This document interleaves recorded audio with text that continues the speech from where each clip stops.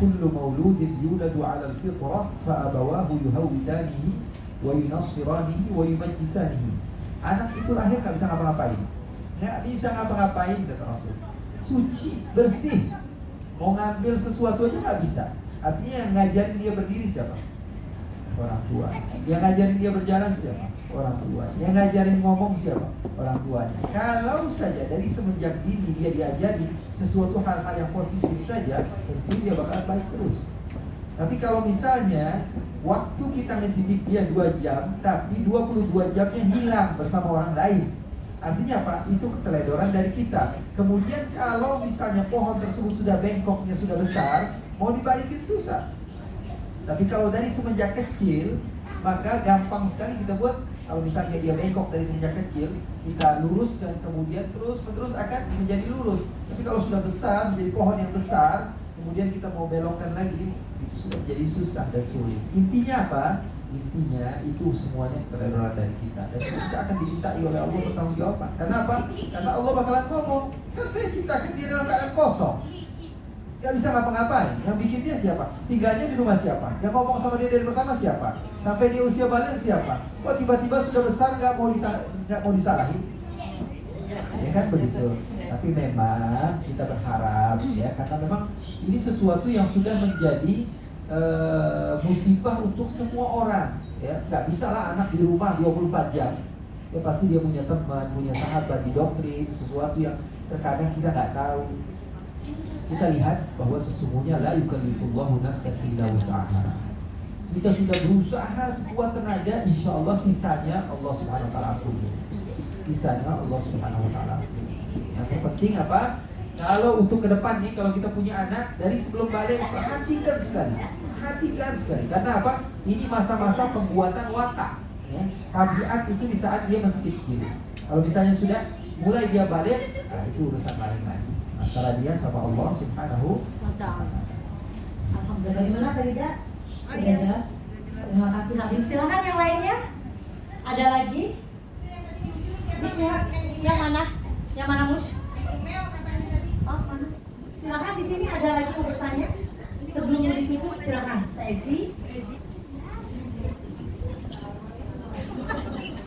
Waalaikumsalam.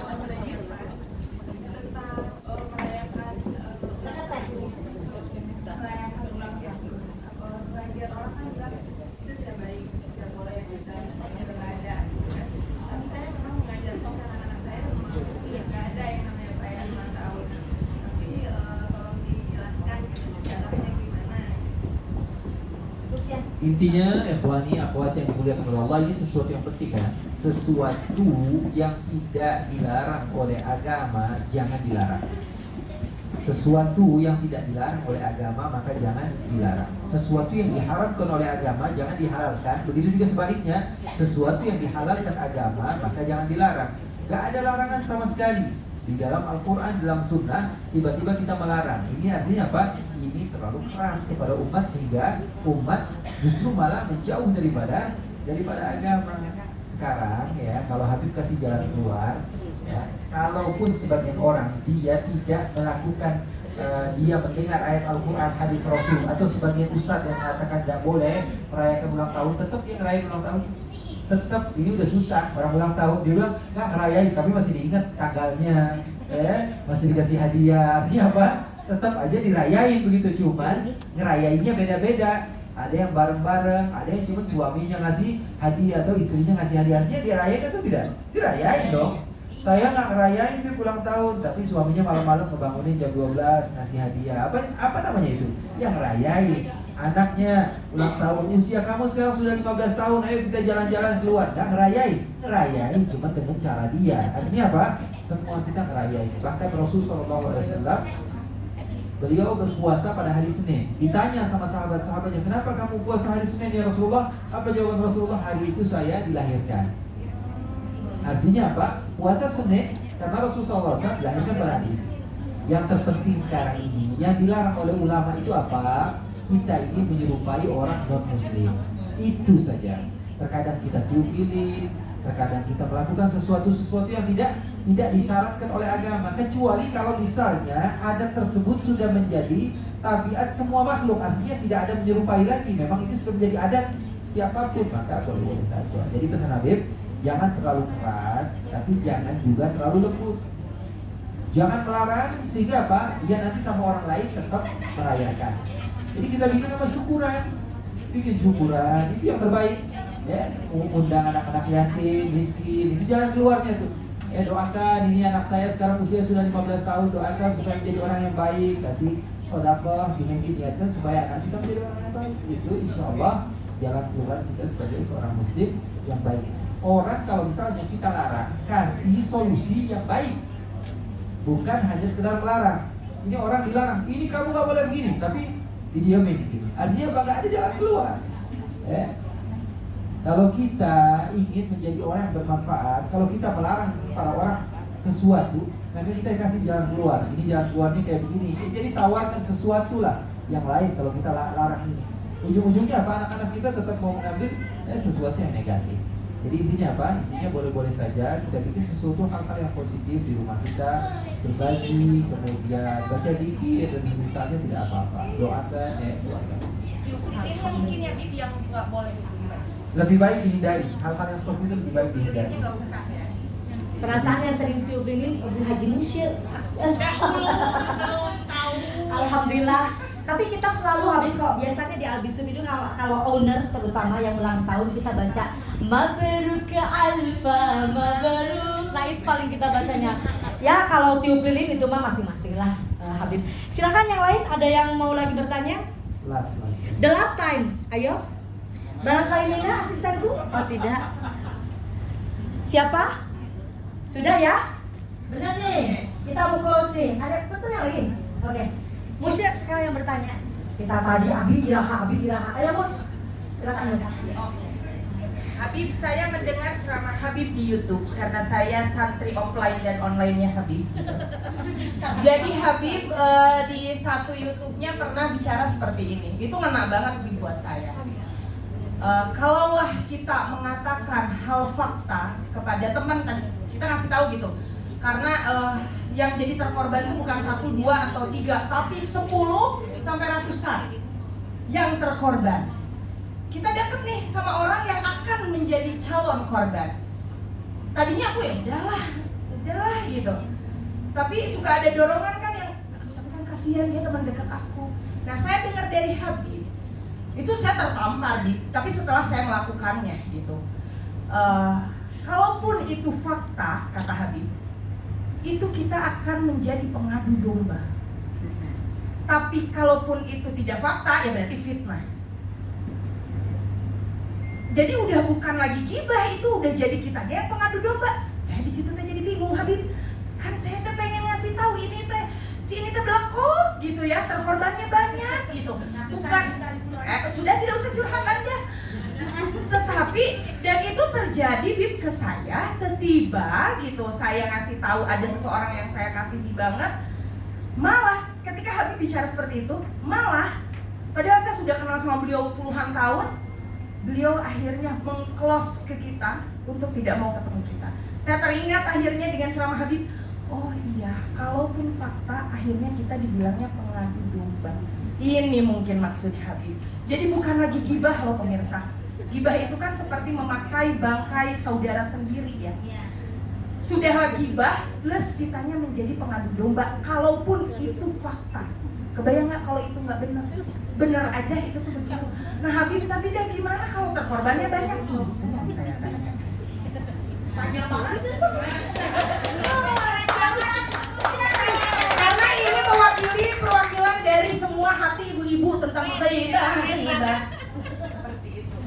Terkadang ada beberapa hal yang dibolehkan dan tidak dikatakan itu riba. Contohnya seperti apa? Kita punya adik misalnya mau menikah dengan seorang laki-laki. Kemudian laki-laki ini kita kenal baik. Kemudian kita kasih tahu kepada adik kita, "Dek, kalau kamu sudah yakin itu urusan kamu. Cuman saya mau kasih tahu ada beberapa hal yang saya betul-betul yakin dan saya nggak mau mengecewain kamu nantinya. Jadi saya kasih tahu kepada kamu bahwa si fulan bin fulan ini begini, begitu, dan begitu. Coba tabayun dulu, apa benar atau tidak. Kalau saya sih yakin 100% karena saya melihat dengan mata kepala saya. Saya bukan ngomongin orang, tapi saya sayang kepada adik saya yang mau melanjutkan pernikahannya. Takutnya ada apa-apa setelah ini, ya. Itu bukan dikategorikan riba. Karena itu ada maksud baik dan tidak di depan orang ramai, hanya kepada adiknya yang mau melangsungkan pernikahan. Begitu juga seorang pengadu kepada jaksa, terkadang kepada hakim, seorang hakim. Misalnya dia ada urusan rumah tangga pada suaminya, dia boleh mengatakan beberapa hal tentang suaminya. Kalau misalnya dia mau menggugat cerai atau misalnya mengatakan segala sesuatu yang berhubungan dengan suaminya, itu boleh, itu tidak dikategorikan riba. Kenapa? Karena itu menjelaskan tentang apa yang ingin dialami setelah itu. Jadi terkadang ada beberapa hal yang memang boleh, ya, karena itu memang fakta.